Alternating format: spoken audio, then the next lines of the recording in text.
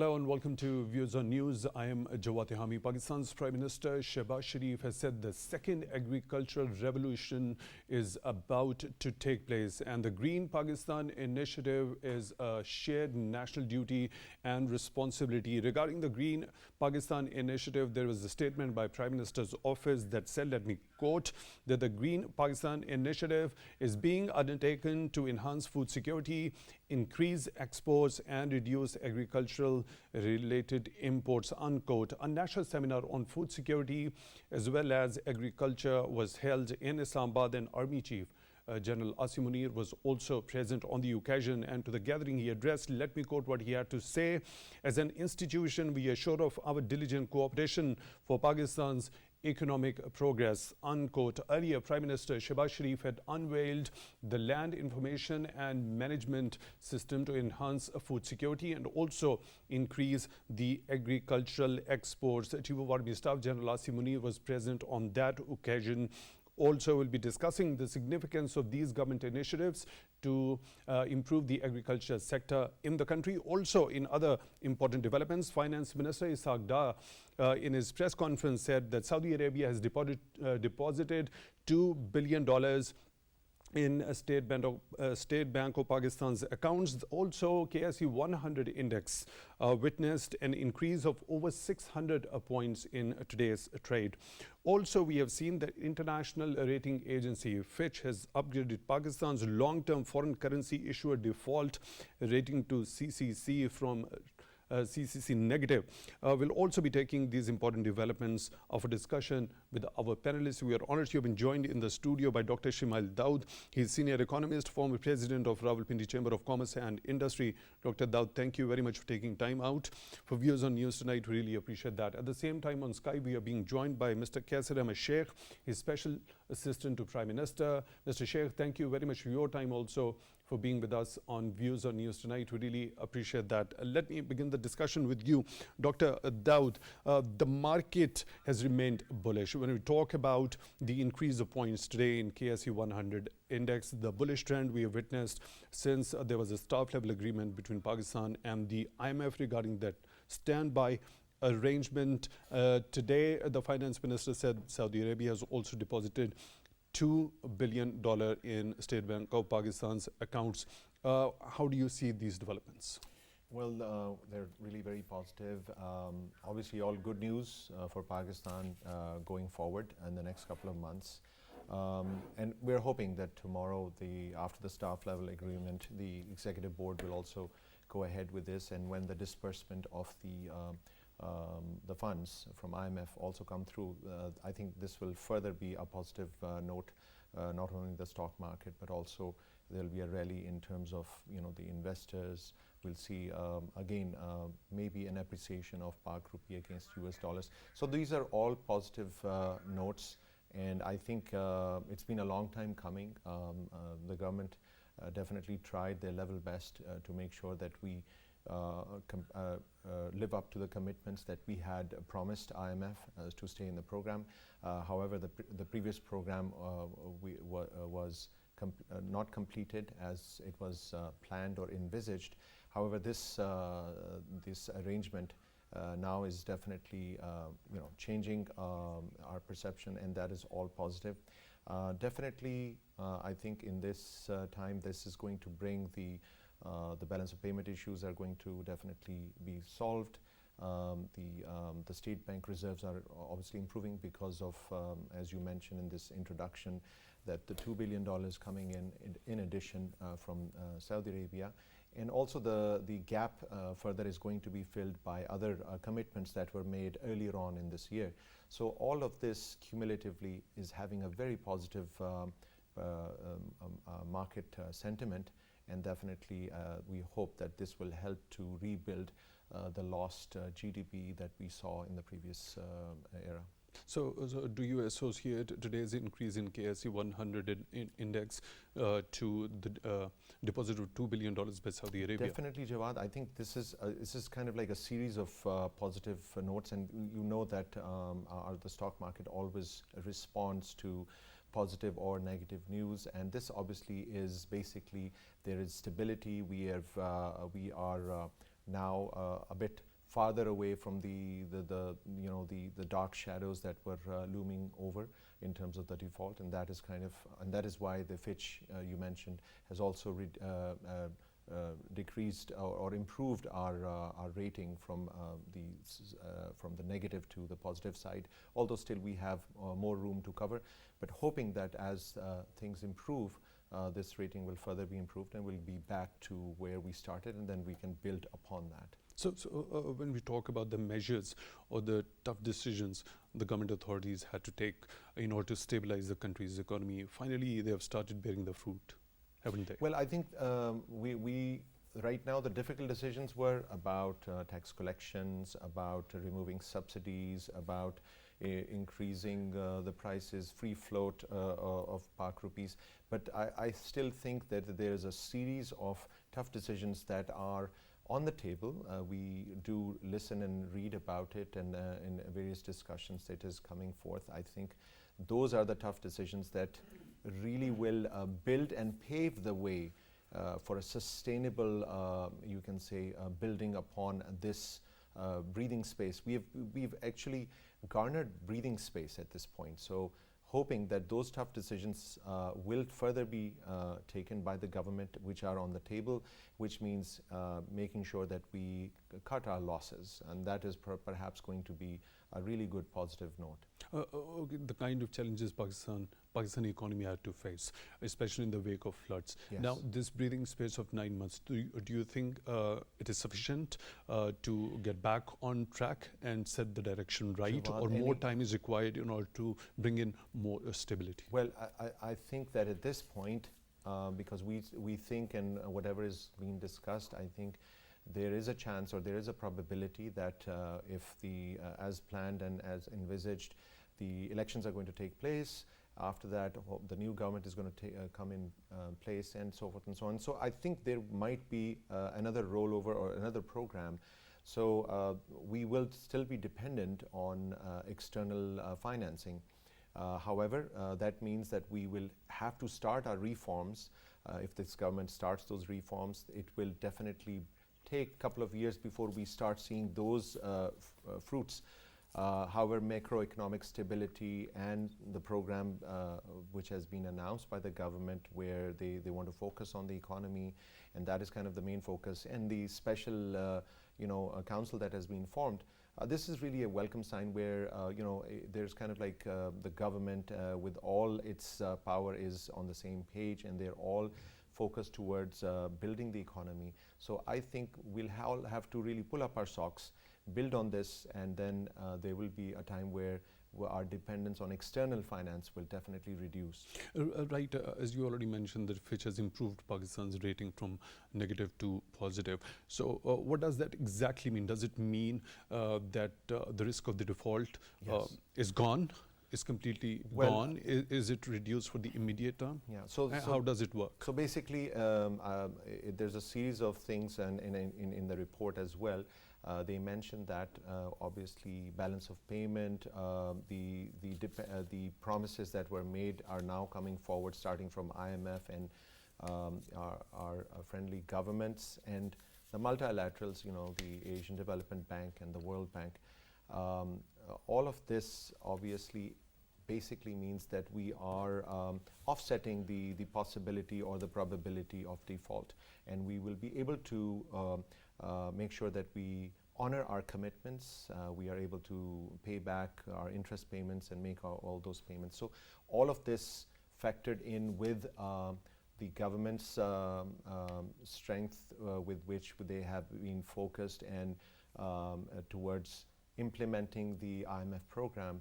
This kind of like are these the factors that basically is the reason why Fitch has revised our credit rating. So what sort of an impact is going to have on the overall market sentiment, the increase of this rating? The market sentiment is obviously pretty evident from the rallying, the 52-week high in terms of the stock market. Today was 600 points in the beginning of right after Eid. We saw a huge rise even before that when the news was announced. So that in itself, and then the appreciation of the currency, that is also a very positive sign. So these are the sentiments that means that the private sector is kind of getting more confident that they can invest, and if there was, you can say, stopping of investments, we can hope that those investments domestically will also be honored. But the next step would be that not only the debt, the external debt requirements, but also the foreign direct investment comes in, and that is where the government's future plan, the specific council needs to really work and attract either basically offsetting loss-making enterprises or bringing in investment to revamp and restructure those organizations to profit-making state-owned enterprises, or completely closing down some of them which are beyond repair. So these are the sorts of steps which will further bolster and further enhance the interest of those investment agencies, countries, or organizations that might be taking an interest in our assets, which can bring in those revenues and foreign direct investment into Pakistan. Right. Let me bring in Mr. Qaiser Ahmed Sheikh, Special Assistant to Prime Minister, into the discussion. Also, Mr. Sheikh, we've seen a bullish trend ever since the authorities in Pakistan and the IMF reached a staff-level agreement regarding the standby arrangement. We've also seen the Karachi Stock Exchange witnessing an increase of over 600 points today after Saudi Arabia deposited $2 billion in State Bank of Pakistan's account. Your understanding of these developments? Finally, the tough decisions the government authorities had to take, they have finally started to give the fruit, haven't they? Bismillah ar-Rahman ar-Rahim. You are very right. You see, our economy was in bad shape, and consistent efforts have been made by the finance minister and the prime minister in particular, and with the after direct intervention of prime minister with the managing director of the IMF, some agreement, staff level agreement already decided, and now tomorrow there is a board meeting of IMF, and hopefully we are very positive that this program will be positioned very well. And you see, of course, stock market responded positively, and this is the highest since more than 1 year, the stock exchange price, and about more than $2 billion of capitalization has been enhanced. It's about, it was $22 billion, and I think it's now about $24.5 billion. So, and about 10% is the enhancement in the capitalization in Pak rupees, and in US dollars it's around 11.5%, because the dollar, Pakistan rupee also has strengthened. So these are the things, and you see with this, there's a very important feature is that the differential between currency rate in the open market and interbank that has been reduced, and that is the incentive for the foreign our Pakistanis to remit money, and that is why the huge gap between interbank and open market rate. We lost about $3 billion last year. So these are some positive developments, and you see actually each and every country in the world which developed. I have seen all those countries. I have been a chance to visit and to have interaction with them and to do business in last many decades. So one thing is very common, that any country which has boosted the direct foreign investment, that has been economical progress for that.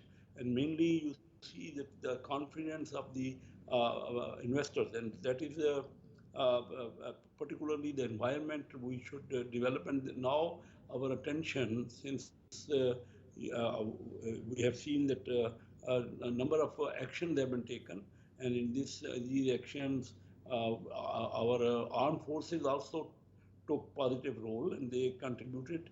And together, usually that is very important to give confidence, particularly to the to Middle Eastern countries. who wish to invest huge amounts in Pakistan. And then stability of policies and consistency of their long-term goals. I think that is very important. And these two measures that has been taken recently, one that how to make investment more easier, and there should be a one window operation for that. And the second is that the boosting of agriculture production.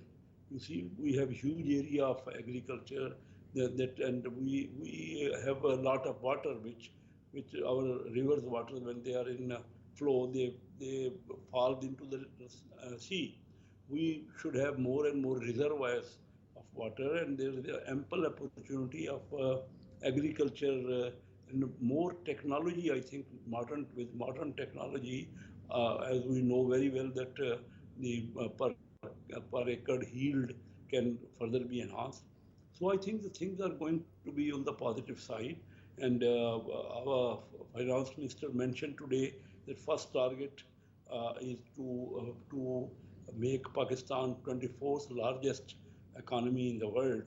And recently Finch also upgraded our rating.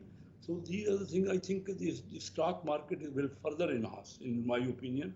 I have been an observer of the stock market since long, and I feel that mainly that is the tendency. And because you see, already if we see the rates of our stock,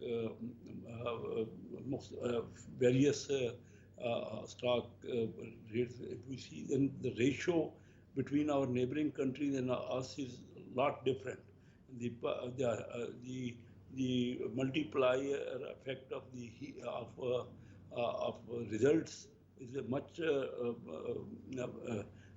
better in Pakistan. You see, the bottom line is good, and I think with these bottom lines, even the foreign investors should be attracted to have more investment in Pakistan, and the Pakistani local investors. I think at present the attention has been diverted from the real estate. Previously, most of the money people were saving, they used to invest in real estate because the prices of those real estates were being enhanced. In this budget, we have made positive directions. We have made directions towards different sector. So with these budget proposals, like we give a boost to the agriculture sector to at least 50,000 new tube wells will be initiated on solar system.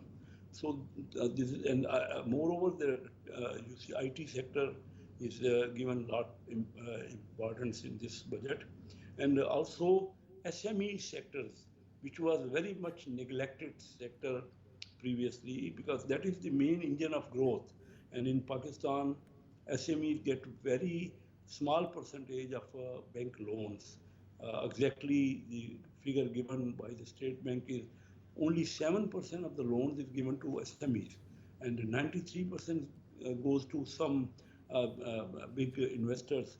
So the engine of growth everywhere in the world, that is mainly to those people who go into the middle level of industry, and that is also to enhance export, the investment to have industry, then to make export-led growth. Right. That is more important. And I think in this budget, emphasis has been given to that. My main point, I have always been emphasizing that you see this political turmoil. This has made our economic conditions miserable. If the people don't have confidence that what will be the policy, whether it is consistent, whether there is some charter of economy or not. So how the people, you see, great opportunities are there. At present, I must mention that only our region is growing. 50% of the world growth is only in our region through neighboring countries of China and India. So why are not we getting the fruit of that development? Because we have a lot of human capital, and I think we should promote that human capital, to the education, to the talent. We should get benefit of the talent of our population. And I think now the attention has been concentrated on that. And this is the time. There is an ample opportunity. I'm always optimistic to the people of Pakistan, and I feel that they can deliver. They have a initiative. They have a drive. They have ideas. So up to now, we have been confronting each other politically. That is not the logical outcome of the democratic process. So I feel that now our attention has been diverted to the positive side and to the development of our resources and our country. And agriculture is one of the major, as you mentioned already, the major opportunity. Our country is almost 50% of the population is involved in with agriculture sector. So we should get benefit of it. We are having, Sheikh, at present, we are I'll come importing. back to you regarding your detailed view regarding the initiative that has been launched by the government in support with the armed forces of Pakistan, especially when it is when we talk about the agriculture sector. We are honored to have been joined by another participant in the show on the phone line, Mr. Aamer Hayat Bhandara. He's former agriculture and climate expert, co-founder of Agriculture Republic and Digital Dera. Mr. Ahmed, thank you very much for your time, for being with us on Views on News tonight. Really appreciate that. Regarding the initiatives of the government in the agriculture sector, when we talk about some statistics, the World Bank says that 36.9% of Pakistanis are food insecure. In this sort of a scenario, the recent initiatives that have been taken by the government of Pakistan, they seem to be very timely. What's your understanding of that? Thank you very much, Jawad, for having me on this very important point. If you just want to understand the importance and significance of this event, you can just see on the list of the attendees the Prime Minister of Islamic Republic of Pakistan, the Chief Army Staff, CMs of both the major agriculture input providers, Punjab and Sindh, all the stakeholders, industry, academia, research, everyone was there. And it is, I was glad to know that it is a clear vision today that everyone is on the same page in Pakistan. And most important thing is the focus is economy, and the economy, that is the agriculture economy we see. What according to me, I think this initiative will help us in both ways. One is the wasteland utilization, and the second is the existing crop and animal productivity. So for this, I think it is a great initiative, and it has a support from all the stakeholders in the government. And most importantly, if you look on the whole, there are a lot of farmers who are present there, who were there to support the government idea to help agriculture. And the important thing was that we were hit by the climate change recently. And climate change was the heart of this vision. That I used the terminology yesterday there, that the climate compatible agriculture and rural development is required now. And we have seen the commitment from the government and the armed forces to boost the economy through agriculture sector. And sustainable agriculture and district development, we will see soon through this initiative at all levels.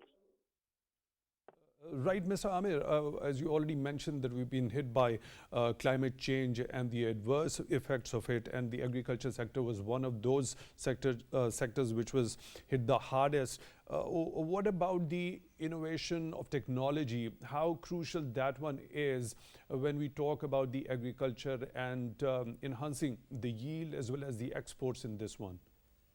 Well, when you're talking about climate change and impacts, it doesn't mean just the flood. We have seen in Pakistan as a farmer, I have experienced the heat wave impact in declining the yield. I have experienced the drought and the excessive rain.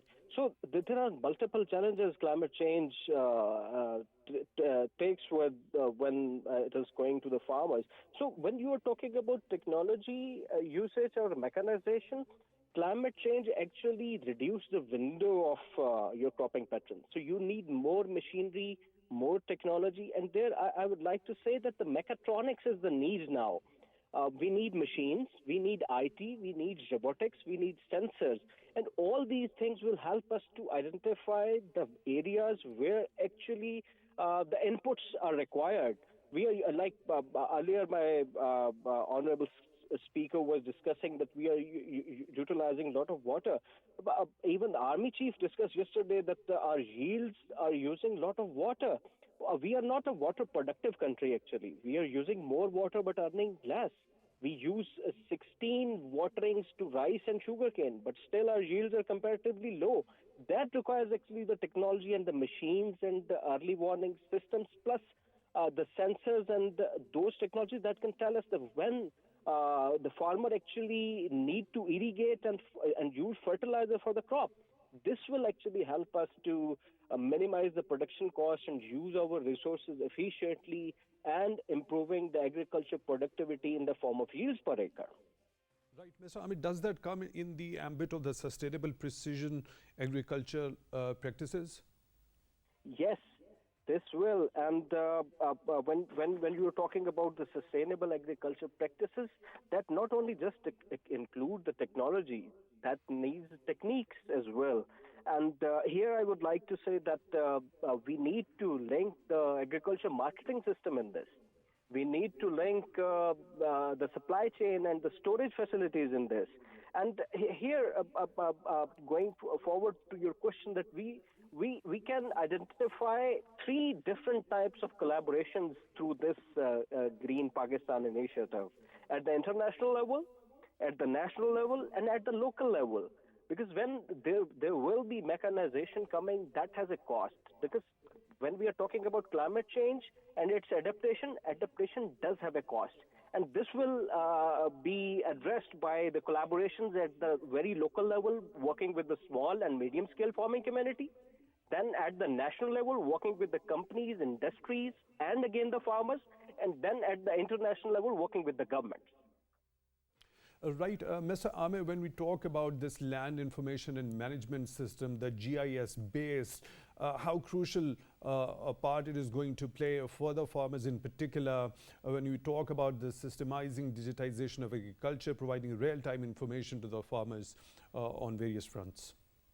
Just giving you an example that we are using the flood irrigation technology. The farmers just understand the moisture through the old techniques, that putting the soil at hand and see how much such. That is not really world is doing now currently with the agriculture sector. We need to have the system that actually tell us that when the water is required and where actually the water is required. If you have a patch of 100 acres of land and your eastern part is requiring water and you are irrigating every acre with the same water and same frequency and same quantity, that will not only reduce the crops with the excessive water, but also increase the production cost. And through these systems and sensors, we will be able to identify those particular areas where we actually need to use our fertilizers or water. Like Prime Minister yesterday told everyone that it is not only for the big farmers, even the small farmers can get information for that and use their resources very efficiently to increase the productivity. So this particular system is going to be beneficial in that regard, where to utilize the proper resources, especially when it comes to water. Am I correct? Mr. Aamer, Hayat Bhandara, former agriculture and climate expert, co-founder, Agriculture Republic and Digital Dera. Thank you very much for being with us. Dr. Shimail, Daud, your understanding of these initiatives when it comes to enhancing the agriculture exports, also reducing the agriculture-related imports in Pakistan. As both the other guests were discussing, obviously because agriculture forms the biggest employer out of our GDP, out of our major, you can say, division in terms of industry and services. It is the biggest employer. So it's a huge area, and again, almost close to 20, 21, 22% of the GDP, which is, in billions and double digits. With that amount of, you can say, sizable amount of employability, the access, as well as a huge land which forms the basis. We are an agriculture-based country.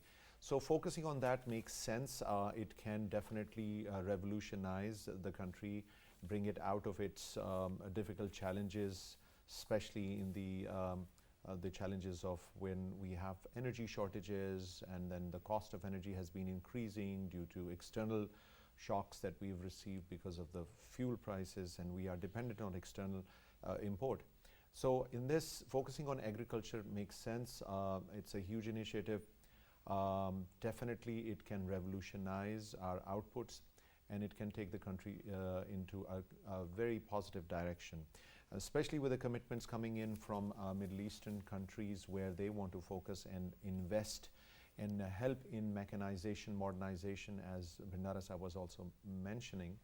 I think that brings in a huge prospect of increasing the yield, not only domestic availability of food, but also because of that mechanization, reduction in the prices, because when you are efficiently utilizing, as mentioned, either it's water or other resources, and your yield per hectare is definitely increasing, obviously supply and demand would bring in a better price point. And we know that in the past year, one of the biggest pain point for the whole country and the citizens of Pakistan was food inflation. Out of the general inflation, food inflation was the biggest contributor, and it was hurting every common person, including the poor. So I think that a huge prospect exists.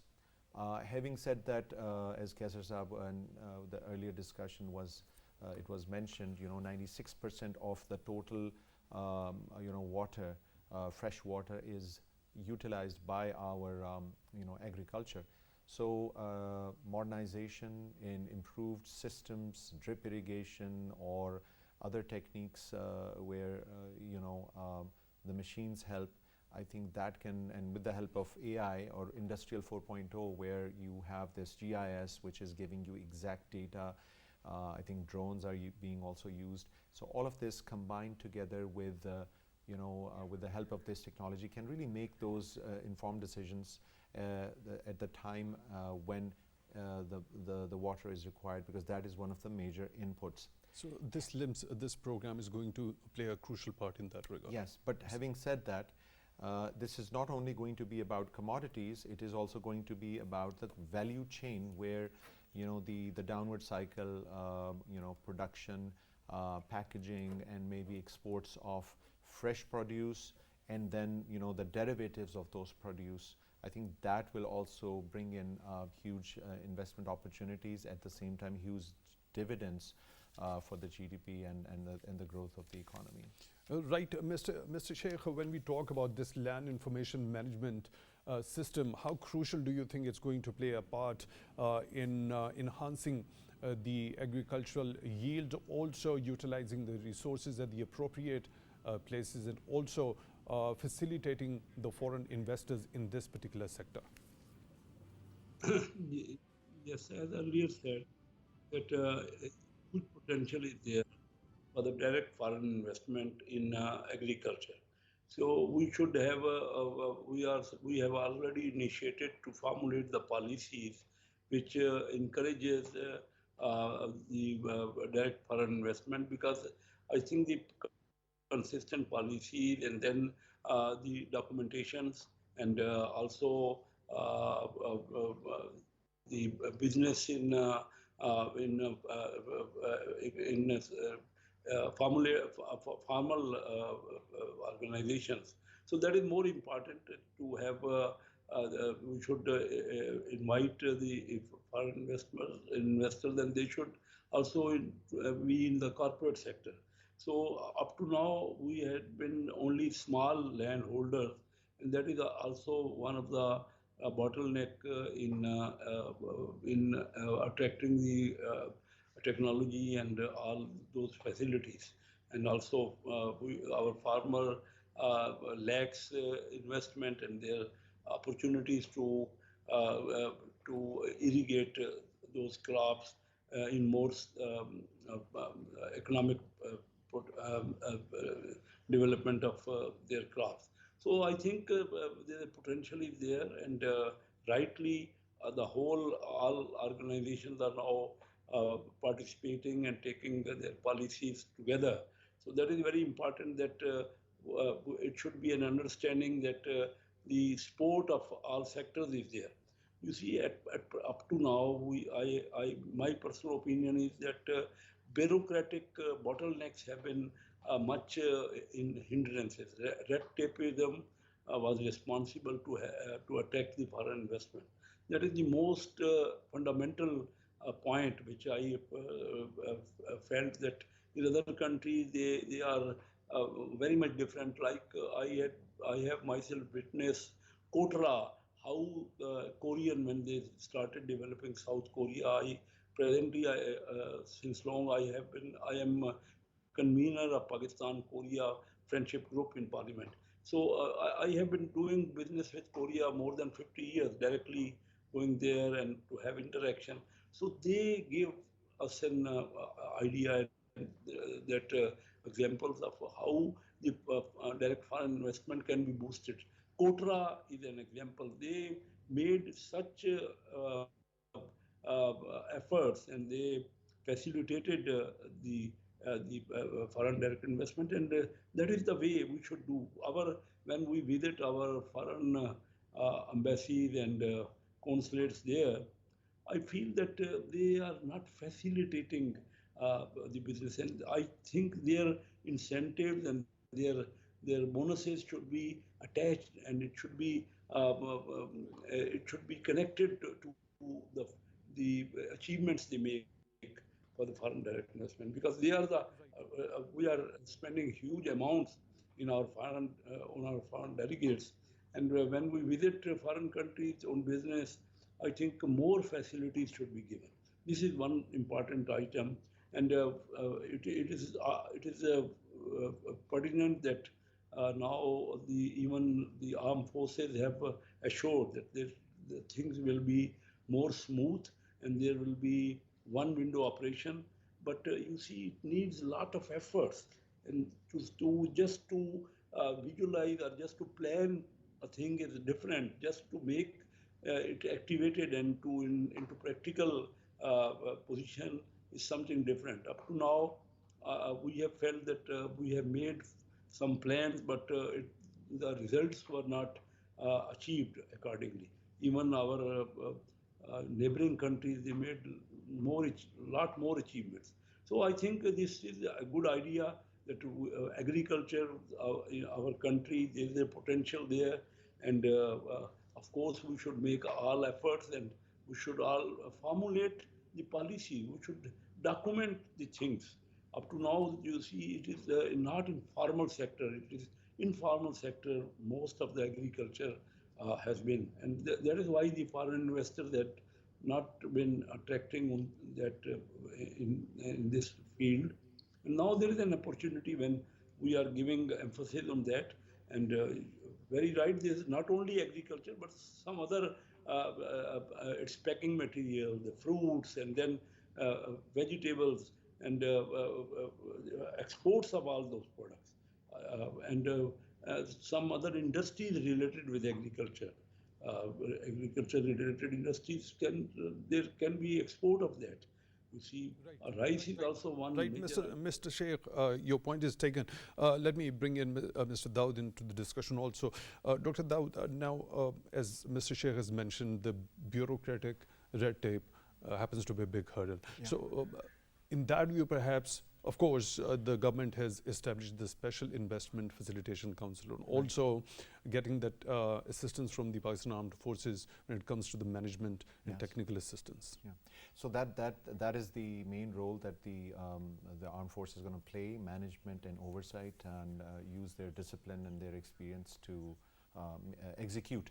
And actually, in the past, what has happened is that whenever there was some focus or emphasis, there was always sort of blanket subsidy or blanket incentives, but there was no dissection to the level where we would actually at the minute level, really understand how to overcome those hurdles. I think if the government, with the seriousness that we see, is going forth, it can really bring in a revolution, but the focus needs to be at a very minute level where we do the hand-holding and we have quantitative, targets for our farmers, for our, corporate investors or corporate farming that they're bringing forth, so that we start seeing results. Because this is not only about just throwing away money or bringing in, subsidy for the fertilizer. This is about the complete supply chain. So you need, people, who are quality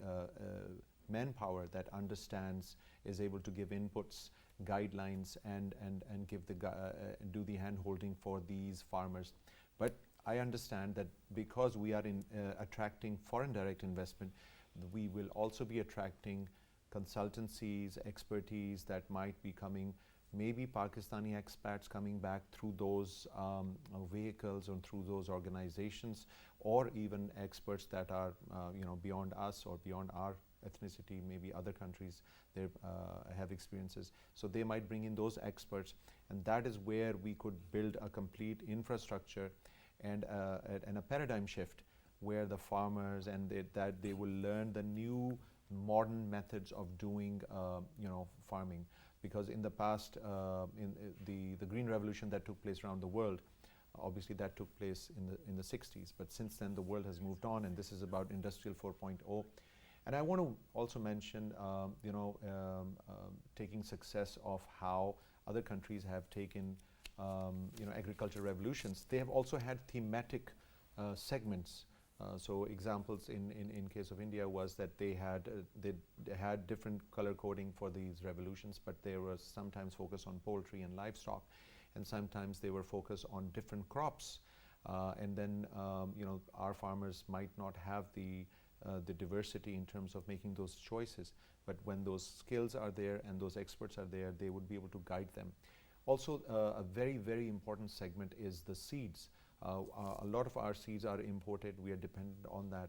So local, it's very difficult and early, but we need to develop through these investments local seed manufacturing units where they can be produced, and then our dependence or import on seeds would be reduced as well. And that would also bring in high yield crops with higher per hectare yields. Right. Mr. Sheikh, your quick last comment. Prime Minister Shehbaz Sharif said that GCC countries import $40 billion annually related to food and agriculture. How big a potentially bigger market for Pakistani agricultural exports GCC countries can be? Yes, as far as the potential is there, of course, we have opportunities, and we should divert our attention to that. And you see, mainly the thing is that we should make our decision to dedicate our efforts. And I mentioned to you the documentation of all this agriculture sector, and also there's abolition of the red tapeism, and then the concentration of efforts. Like Kotra, I mentioned, there is an example, a very good example, that they enhance their exports and their value-added products, and like Chinese green revolution they made there. So we have examples there, and there is a potential possibility there. Our people are hardworking, but at least we could not make our system to formulate the policies in organized sector, in that corporate sector, and that informal sector. That is very important now.